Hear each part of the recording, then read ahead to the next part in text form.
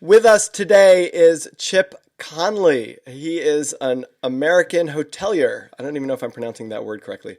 But he started the Joie de Vivre Hospitality, which is a brilliant hotel company that basically, and Chip will correct me if I'm wrong here, but I know from having stayed at a few, that basically gives personality and character to each hotel, so that rather than staying at a run of the mill cookie cutter hotel, you're staying at a hotel with some very particular brand personality connection that makes it a lot more interesting. He started that at 26. He held the position of CEO for 24 years. He has done a bunch of other stuff in between, but I want to talk with him. We'll talk with him about his journey, but he is now very focused on a movement, is what I'm going to call it, but focused on being and sharing about and helping people come along in this movement of modern elder. He's created something called the Modern Elder Academy. And actually, rather than explain much about it to you, I'm going to let that unfold in our conversation. So, Chip, welcome to the Bregman Leadership Podcast. Thank you, Peter. It's an honor to be here. Last time I saw you was in Big Sur, California. Yeah, I was. Chip and I were reminiscing a little bit that the Esalen, which is a place that we teach, that I teach at, Chip is on the board of, in Big Sur. It's the most beautiful place you will ever visit in your life. I think it's it's really the most beautiful place I spend time in. And it's a great place to rejuvenate and connect and learn some interesting stuff. And they do have naked hot tubs, which are really, hot springs native to the land. That's really the hot springs. And so I was saying to Chip, last time I saw you, we were both naked in a hot tub. And and so from there to here. Well, I'm glad to be here. I'm coming to you from Austin, and I think you're in New York. And Yes. it's cold. It's actually cold here too right now this time of year. Yeah, and in fact, it hasn't been cold enough here this time of year. I think we're in our 40s, and I don't know that we've ever, we may have had 2 or 3 days of winter, but I'm a big skier, so it's a little frustrating to me that we haven't had some really good snowmaking, or snowing rather. So, Well, Chip, I'm glad to be here. thanks. It's so nice to have you. So Chip, let's. I want to get to Modern Elder Academy, and I want to go to Modern Elder Academy. So we're going to talk about that. I'm going to see if I can get there, because it so resonates with what I'm looking at right now in my life. But before we get there, I want to take a step back and walk through your history a little bit and how you've become the person that you are now, which obviously relates to being an elder. So I'm curious, by the way, why at 26 you decided to start a hotel company, which is, an ambitious move. Yeah, thank you. Well, I was a couple of years out of Stanford Business School, and so I had a business focus, and a real estate focus. But I wanted to do something that was a little more creative, and I could see the boutique hotel movement was starting to take off, and I decided plus I had a lot of friends who were visiting me in San Francisco, staying on my couch. This is before the term couch surfing existed.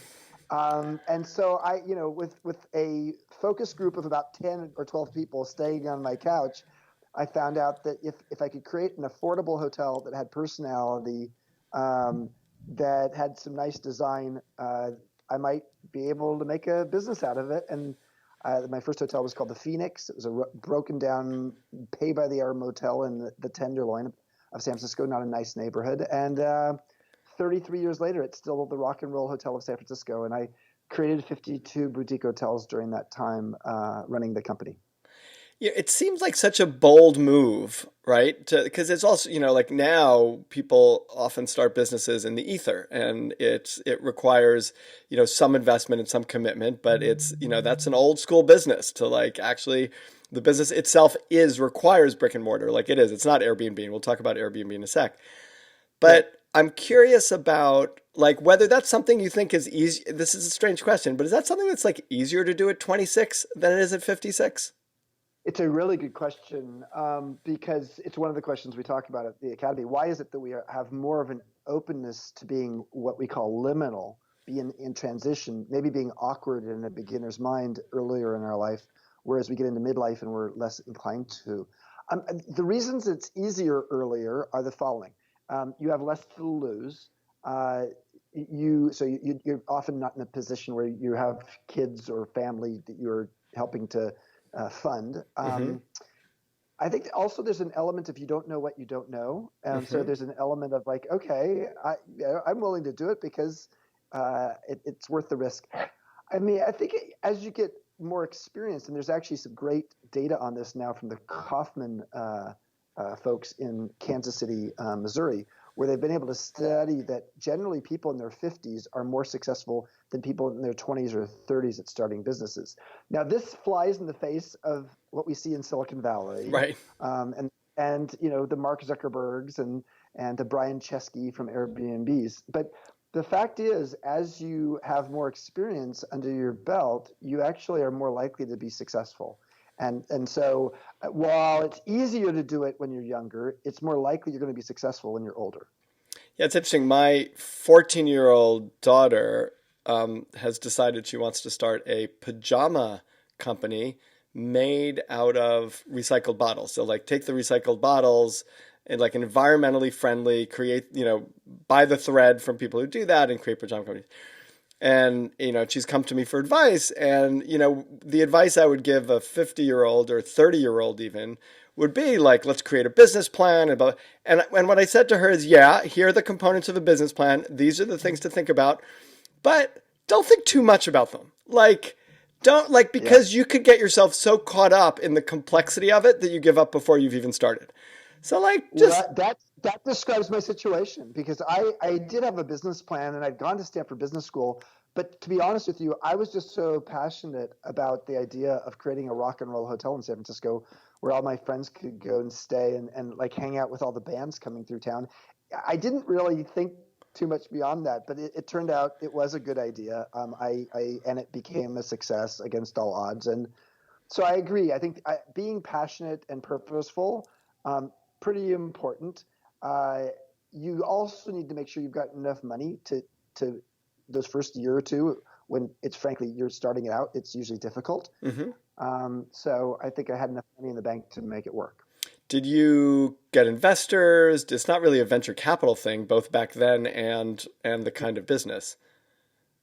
I raised $1.1 million. It was it's bizarre to have a 44-room hotel in San Francisco, and the total investment was $1.1 million to buy the hotel. Actually, it was on a 40-year land lease, so I didn't have to buy the land. So it was a 40-year land lease. Bought the hotel, renovated it, and reopened for the cost of a studio condo, if you're lucky, in San Francisco today. Wow. And this was in 85. Am I right? Is that 87. 87? 87. Wow. So it's not even like yeah, I mean, obviously real estate prices were very, very different, but it's not like the dollar was so, it's not like you did this in 1930, after the crash where everything Thank, was cheap. thank, Like thank God. Otherwise, I'd be an a modern elderly elder. elderly. But yes. It's really amazing. Okay. So, um, I'm curious about during that 24-year period of where you were CEO and running the company, were you, this is a silly question. I'm going to say, were you as equally passionate? And I'm asking this question because I think there is something about doing something in our 20s where we have incredible vision and passion and excitement and willingness to take risk.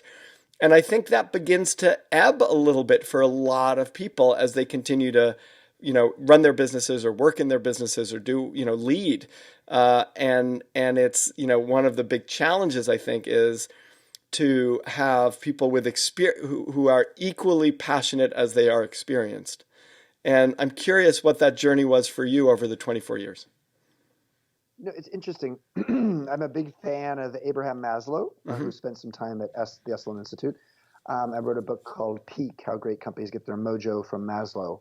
And I believe that you can look at work in the form of a pyramid, sort of like his hierarchy of needs. Mm-hmm. At the base of the pyramid would be a job, and then there'd be a career in the middle, and then a calling at the top. Mm-hmm. My job, my work at Joie de Vivre as the founder and CEO for 22 of the 24 years was a calling. I was focused on the meaning and the inspiration, and it was very transformative for me. And let's And pause there. Actually, then, before you get to the next piece, let's pause there because I'm worried how for 22 years you can maintain that element of calling amidst the challenges and the obstacles and the, headwinds, and also obviously the opportunities and the rewards. Like, did you cultivate that calling? Was it just there for you? the good news is that the calling had multiple elements to it. So it wasn't a singular thing. Yeah, I loved creating hotels and having each one have its own personality and its own name, and that was part of it. But I also loved creating a culture. I loved being the leader and the person who was very focused on how do we create a really dynamic culture that created enthusiastic employees. Because in the hotel business or the hospitality business, you know that if you have happy employees, you're going to have happy customers. And if you call your company Joie de Vivre, which means joy of life in French, you better You you better better. be you better be trading in joy with your employees and your customers. So there was all of that. So it was not just a singular thing. I think and in the bad times like the .com bust, my point of view was like, what am I going to learn from this? So, but there was a point when we as a company were going into the Great Recession, and I was frankly moving from a place where it was starting to be a calling to going down to being a job, that everything that could go wrong did go wrong. The Mm-hmm. Great Recession came along. We were doing our greatest growth period during a very difficult time. I had a couple of friends commit suicide, which was not easy. And then I had a broken ankle and a bacterial infection in my leg, and I was on a strong antibiotic. And while I was on the book tour for Peak, on crutches, on antibiotics, at the end of a speech, I was sitting and signing books, and I went unconscious. And ultimately, I went flatline at the point when the paramedics showed up. And over the next 90 minutes, I kept going flatline. So it's almost like my body was giving me, this little hotelier, a wake-up call. Hmm. The wake-up call was like, Chip, you don't want to do this anymore. But I felt an exceptional obligation. I felt almost like I was in handcuffs, invisible handcuffs that said, this is the thing you're supposed to do. And I felt such a sense of obligation and responsibility. I think in fact, I had been even dreaming about cancer and car crashes. I Wow. really had been thinking, what's the way that I could give myself the excuse to no longer do this? And it turns out an allergic reaction to my antibiotic was what woke me up to realizing I need to sell this company, even though we're in the worst recession since the Great Depression. It was not the right time to sell from a financial perspective, but it was absolutely the time to sell from an emotional perspective. So I had to have the emotional courage to both strip away the identity that defined me, which was for 24 years being a successful hotelier and entrepreneur, and really mommy and daddy, because there were 3,500 employees at that point. Mm-hmm. And I was and so I got a lot of identity from that. But I also realized it was almost like a life sentence Mm-hmm. to being in prison. There's a famous Shakespeare quote, which is one of the most unfortunate experiences for someone is to realize that there's a prison that they don't realize that they're in.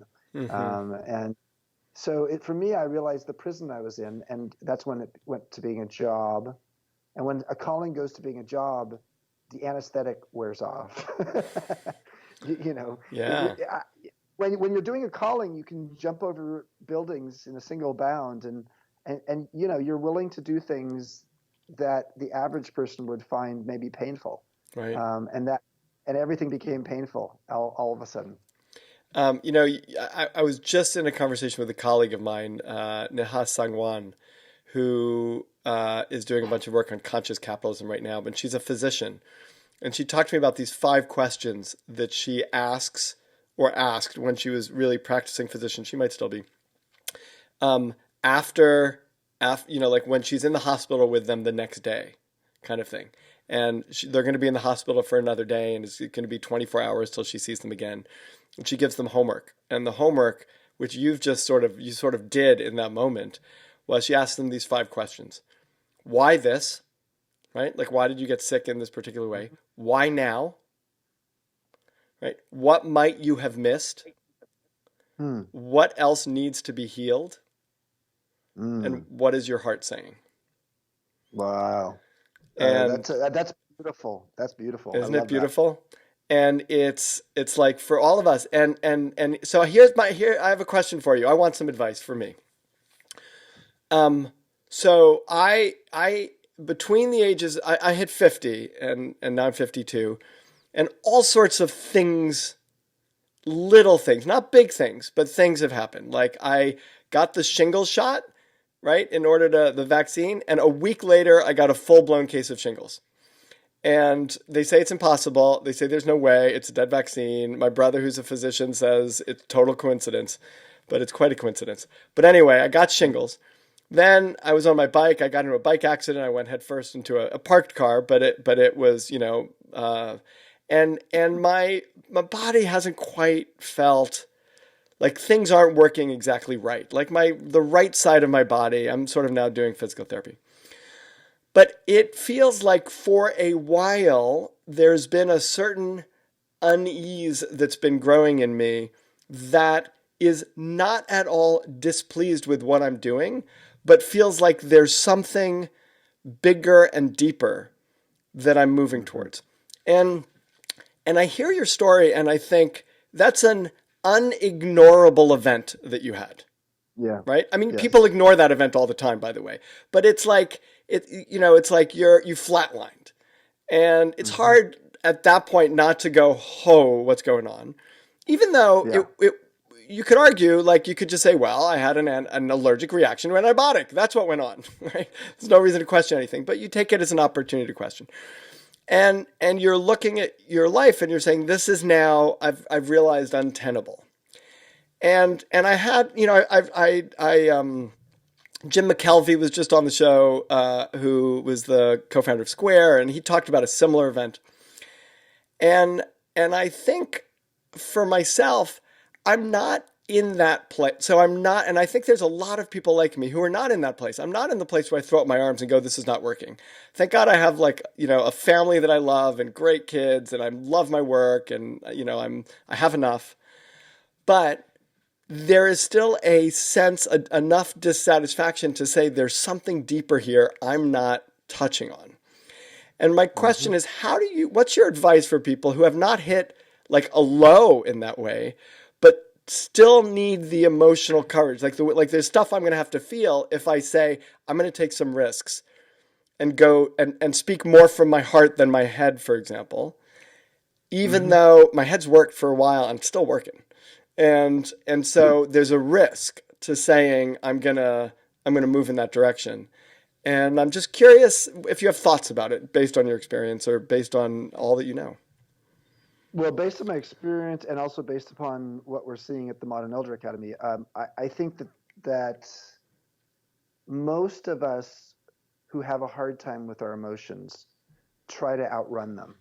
They well, either try to outrun them or try to distract them. Mm-hmm. Those are those are the two most common ways to do it. Outrunning them means that you're just you become a doaholic. It could be workaholic, but it's really just a doaholic. You have a to-do list, and that's what you focus on. The other forms of distractions that people use are all kinds of addictions and all kinds of other things that they do. They're also doing oriented, but they're less focused on productivity. That first one is like the outrunning your emotions speaks to the idea of, okay, if I perform, if I go out and do all of these things, maybe those emotions will go away. Mm-hmm. And the second piece is like, okay, well, I'm just going to, distract myself and maybe those emotions will go away. So what I can say confidently based upon personal experience, but also based upon the fact we now have had 750 people go through the Modern Elder Academy. And it's that allowing yourself the space for the emotions to catch up with you, and then to be in a place where you can process them and make sense of how is serendipity trying to have her way with you Mm-hmm. in terms of showing you a bunch of little indicators and coincidences that are meant to be breadcrumbs for where you're supposed to go next. Hmm. And but to try to do that alone is hard. Right. And so whether you're doing it in therapy or with a coach, or whether you're doing it in a workshop, or our program is a much more in-depth program than say just a weekend workshop. It's a week-long program, but it moves into the future as well. There's an element that the thing that's really interesting about all this, Peter. Can I riff for a moment here? Yeah, please. Yeah. Okay. So here's the thing. There were three life stages that were introduced in the 20th century. The first one was adolescence. It didn't exist before that. It did exist, but we didn't have a word for it. Mm-hmm. And so adolescence got created in 1904 by Stanley Hall, president of the American Psychological Association. And he said it's basically a liminal period, an interstitial period between childhood and adulthood. Mm-hmm. It's your preparatory stage. And you go through emotional and hormonal changes during that time.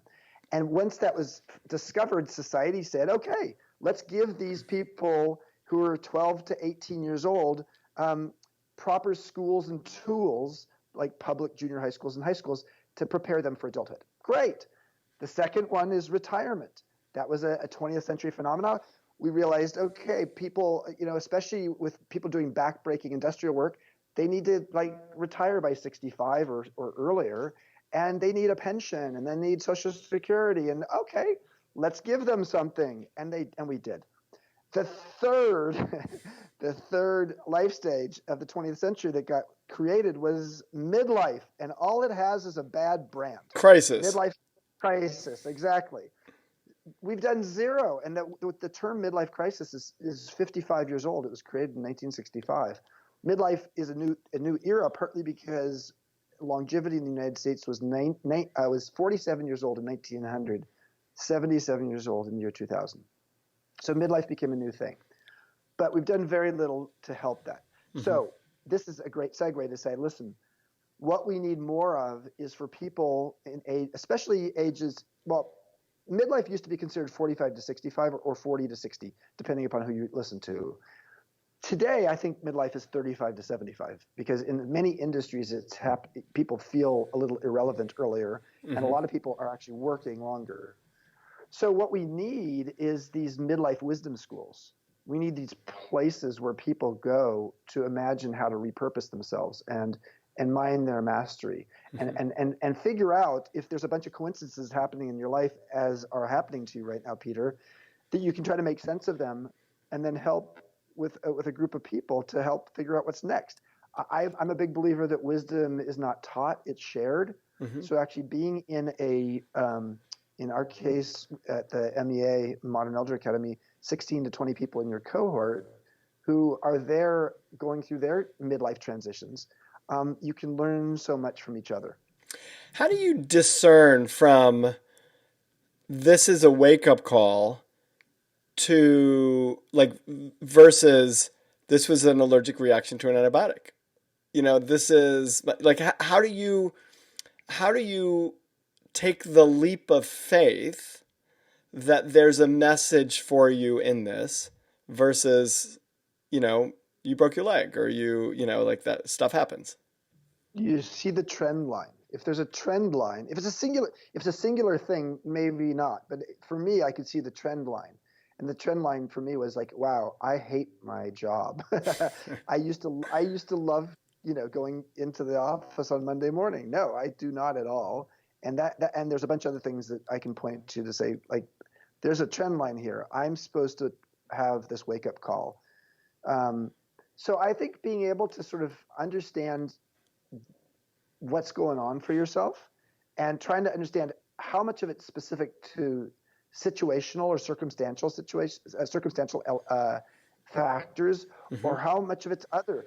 Someone could be going through a depression, and if you're going through an emotional depression, everything looks pretty bleak. Right. And so does that mean you change everything? Not necessarily. If it's something that's somewhat more comprehensive, then it's important to sort of understand what's behind that. It may be a childhood trauma that somehow got triggered, and you're in that state. And so the solution for you is not to like change everything. In fact, in many cases, midlife crisis, the reaction people have to it is to go buy a Ferrari and have an affair. Or, that's for men, and for women, I don't know. Women don't talk about their affairs as much as men do. Men have to like show them off. So all I know is this: is that making change in your life. If you're doing sometimes we make change as a way of running away from our emotions as well. Mm-hmm. And sometimes the change is meant to. We think that everything's going to change, but we bring our emotional baggage to wherever we're going. Right. Wherever you go, there you are. Yeah. So there's this. I can't say. I can't tell you. Is there a pill you can take that just says, oh, that will tell you whether this is an indicator of change or not. But what I can say is that there are great people, coaches and therapists and workshop leaders who can really be helpful for you to maybe translate. Here's the thing that's also true. Friends can be helpful. We're not very good at being able to see our own signals. And therefore, but we're really good with our friends. Right. This is sort of a universal situation. So how can you create some emotional insurance in your life? Right. We have property and liability insurance for a rainy day, but especially men, we don't think of having emotional insurance. Right. Meaning, who are the people you go to look for some wisdom when you have a situation that is hard for you to decipher? And I think one of the challenges is to go to people who are not approaching your issues from their perspective, but they're able to hold their perspective and approach your issue from your perspective. Meaning Correct. they can share their perspective, but a lot of times people will ask you to do what will make them comfortable. And I think there's this sense. And there's something else that I'm hearing from you too, which is, and tell me if you think this is true, but there's a level of certainty that you might like to have in a transition that doesn't exist. And so the answer in part is you may not know. like you may not know. And so you don't drop everything and go live a different life, but you start to make some moves that begin to explore something so that you could have and I think to do that, and this really goes to your to-do list, which I totally resonate with, this addiction to checking things off a list, which is we have to slow down enough to let our feelings catch up to us. We have to maybe, someone said to me who does Alcoholics Anonymous, so I'm not going to mention their name, but they said, if you want to know why you drink, stop drinking. Right? Like you're not going to know why you're drinking in order to cover something up. So you're not going to be able to figure it out while you're drinking. So if you really want to figure it out, then stop drinking and see what comes up. Because whatever comes up, whatever comes up that you're uncomfortable with, that's why you're drinking. And I think it's the same for our addiction to speed and to-do, and I don't mean speed as in drugs, but like moving fast and to-do lists. And it's like, I think we have to slow down enough and then let whatever feelings come up. Am I providing value? Am I having an impact? Am I, when we're not moving? And then notice what comes up, and then we learn about ourselves. It's interesting. There's a word that I learned over the last few years called liminal. Mm-hmm. To be liminal is to be in between two things. It's a transitional space. Mm-hmm. And when we're in puberty, we know, and adolescence, we know that's a liminal period. Right. But there's a relatively new word called midolescence. Midolescence is the adult corollary to adolescence. It's when you go through emotional and hormonal changes around age 50. Mm-hmm. For men and women, women's are more obvious because they have menopause. Men have something called andropause. And so we go through these, but we don't really have a roadmap for what to do with this. Right. And Dan Gilbert's TED Talk, in which he was able to show that people at every age range from 20 to 90 vastly underestimate how much change they're going to have in the next 10 years, right, is a very telling study, because it means that we tend to get very comfortable, especially as we get older, that most of our change is behind this, and therefore we don't like liminality. We don't like transitional times because it sort of came as a surprise. And in fact, on the other side of that transitional space, maybe something that's a huge gift to you that you didn't even know you were going to be receiving. I love that, Chip, and I think this. I remember reading some research about accidents that the reason most car accidents happen is because someone looks away for 6 seconds, and 6 seconds or more or something. I can't remember what the exact number is, but the reason they feel comfortable looking away is because they see what's happening in front of them and they assume when they look away, whatever's happening in front is going to continue to be it. So if there's a certain distance from the car in front, they keep going at the same speed. They assume whatever's happening now is going to continue happening for the next 6 seconds. And that kills people because That's because they were texting. right. So they're texting, they look away and they text, and something changes in front of them and they can't respond or react to it because they're not paying attention. And arguably we do that our whole lives. But we look away for 10 years. And so I find that interesting.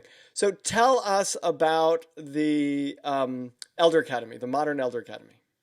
Well, let me tell you the background, so how it even came to be, because like the last thing I ever wanted to be called was an elder.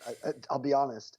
So after I sold my company, I was 50 years old, wasn't sure what was next. 2 years later, the three founders of Airbnb approached me and said, "Listen, we have this little tech startup, and we want to be a hospitality brand globally someday. Will you help us democratize hospitality and join us as our in-house mentor and our head of global hospitality and strategy?" So I did, but what I learned like the first week was like, wow, I'm 52 and the average age here is 26. And I felt old, and I'd never worked in a tech company before, felt completely out of my element and out of my, perfect habitat. And I realized pretty quickly that while I was supposed to come in and be the mentor, I was as much the intern as I was the mentor, because I was learning an industry I didn't know anything about. Was that movie So with what Robert De Niro called The uh, Intern? Was that modeled after the you? intern, well, it was the exact opposite. Robert De Niro came in as the intern and became the mentor to Anne Hathaway, half his age. I came in as the mentor and became the intern to Brian Chesky, who was 21 years younger than me. Oh, So, that's funny. and my boss. But long story short is I learned pretty quickly that, and they started calling me the modern elder. And they said the modern elder is curious and wise. He or she is not just wise. And I was like, oh, that's interesting. I am curious. I've always been curious. And in this place, I better be curious, because otherwise I'm going to be full of fear. Because I was realizing that I was, frankly, the dumbest person in the room a lot. But sometimes it was my questions that were rather innocent, but catalytic questions that showed a blind spot that actually helped the company see things that nobody else has seen. So what this led me to was, after 4 years of full-time work there and now 3 years as a strategic advisor, is about 3 years ago, I said, okay, I'm leaving a full-time role. I'm going to write this book called Wisdom at Work, The Making of a Modern Elder. Because what I see is that we're going to live longer, but power in a digital society seems to be moving younger, and the world is changing faster. And those three variables, living longer, power moving younger, the world changing faster, has a lot of people feeling irrelevant and confused, Right. and especially in midlife.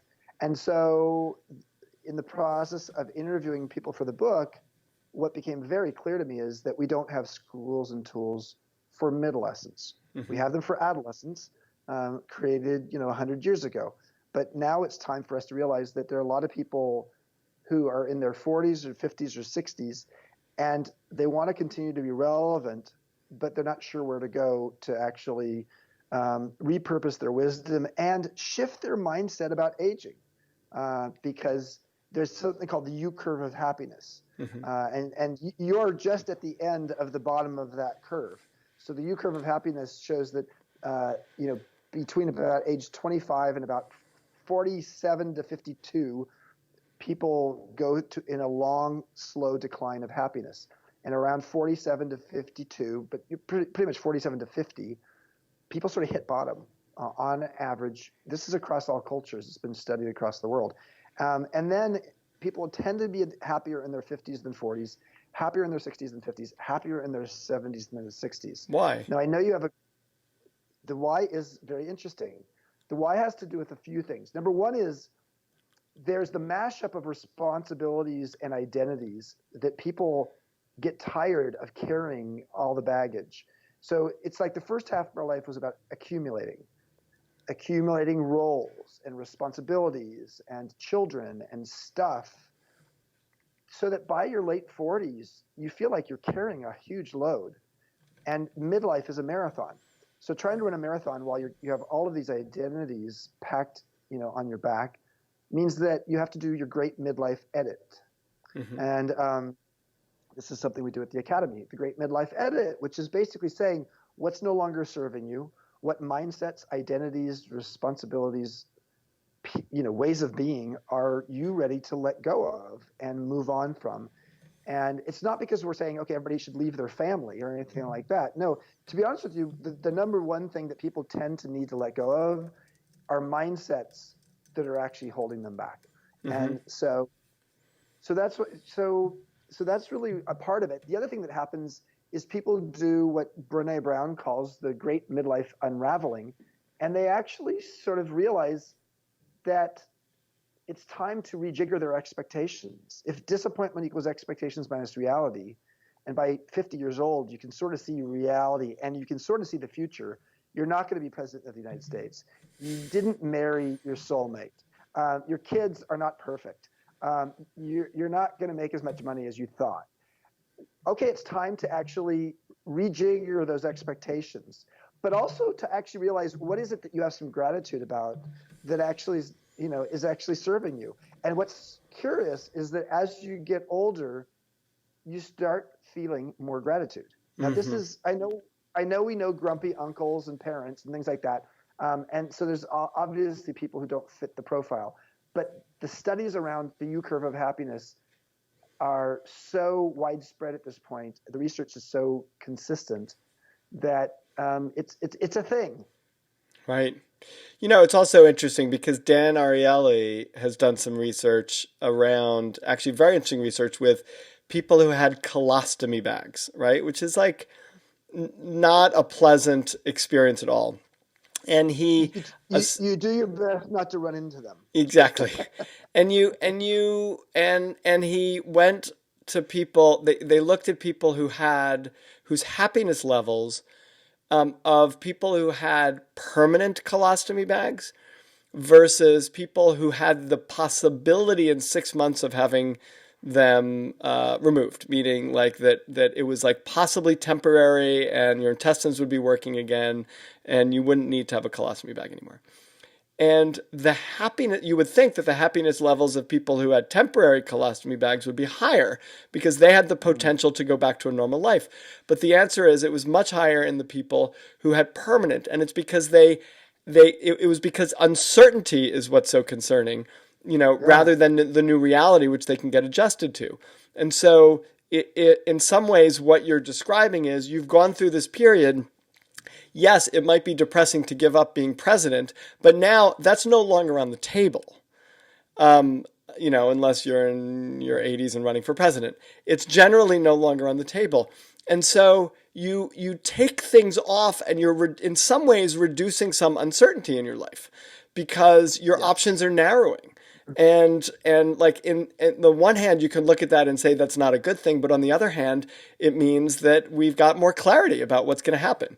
And again, we're not so Dan Gilbert's research says that we fool ourselves into thinking we know what the next 10 years are going to like, and we're really wrong, or we really have no idea. But um, but I wonder whether the certainty uncertainty piece has a play in this. I my last book before Wisdom at Work was called Emotional Equations, and it was just 18 different equations, so like mathematical mantras about your emotions. And I did research on all of it, and anxiety has two primary elements to it. It's uncertainty and powerlessness. Mm. And if and it's a but it's not a plus sign; it's a times sign. So anxiety times powerlessness. So if you can actually bring one of those down to close to zero, then the fact that the other one's high actually is solved. And what you're just talking about there with the colostomy bag is totally this. So a person who knows permanently that they're going to have a colostomy bag doesn't have anxiety because they don't have uncertainty anymore. They may have some powerlessness around it, but Hmm. there's not anxiety. They may have some other things that, but it's not anxiety that they're going to have.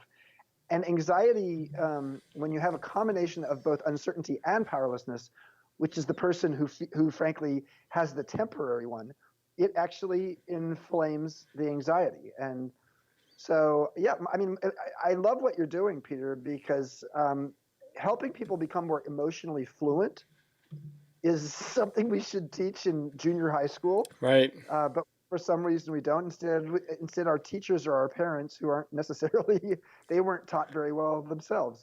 Well, and I actually think it gets harder as we get older because we sort of, there's a way in which when we're adolescents, we're trying to save face, but there's also a sort of naivete of not saving face. And there's a way in which as we get older, we feel like there's more, there's more face to save. There's more like we have to show up in mask much more Yeah, than we actually, than is really true, I think. And so yeah. it takes more courage to do that. This is masculinity. It's Right. all about the masks. Right. Chip, it is such a pleasure to speak with you. Here's my plan. My plan is here's where I nudge you. My plan is for you to invite me to come to a Modern Elder Academy. That I come, You are invited. You're invited. and I would like to have you back on the show. So I'd like to have the experience, and then I'd like to, because I know it would. I'm super excited for it, and then I want to be able to sit down, maybe even for a special episode of the podcast, a little longer, and to really unpack Yeah. some of this stuff and explore it even more deeply because it's I think it's such an important conversation that you're sort of setting up and leading and supporting and facilitating and just really, really important. And I think there's also this opportunity that we have at our age to be brave and to say, look, like we don't have unlimited time in front of us. Like we're not dying tomorrow, please God, but we don't have unlimited time. And let's not waste what we have. Let's get serious about this and show up fully with all that we have. So I'm really excited that you've started this conversation, that you're facilitating the conversation, and I'm excited to be part of it. Thank you, Chip, so much for being on the Bregman Leadership Podcast. Thank you, Peter. I look forward to seeing you in Baja.